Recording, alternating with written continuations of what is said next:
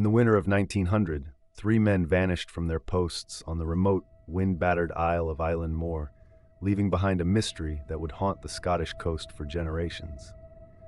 Thomas Marshall, James Ducat, and Donald MacArthur were tasked with keeping the light alive on this treacherous stretch of sea, but something, or someone, seemed to have other plans.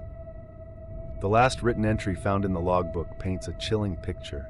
It was Thomas Marshall's duty to record events each day, but in his final notes, Marshall wrote about a fierce storm that battered the island for days.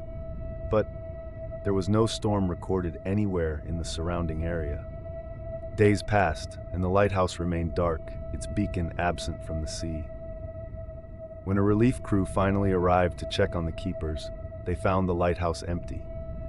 Not a single trace of the men was left, as if they had simply walked off the island and into oblivion.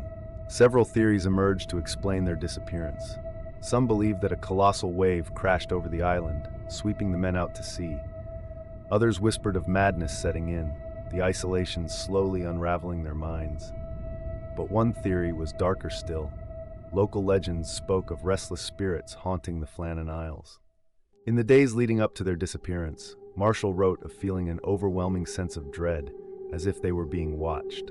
He mentioned strange sounds carried by the wind, and even saw figures moving along the cliffs. But no one else was on that island, or were they?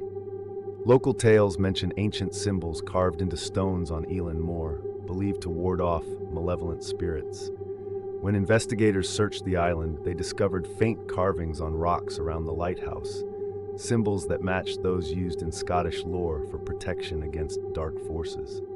As days turned into weeks, the sea around Island Moor grew quiet, as if mourning the vanished men. Fishermen passing by the island claimed they heard faint voices carried by the waves, pleading and desperate, calling for help that would never come. Even years after the disappearance, visitors to the island reported strange occurrences.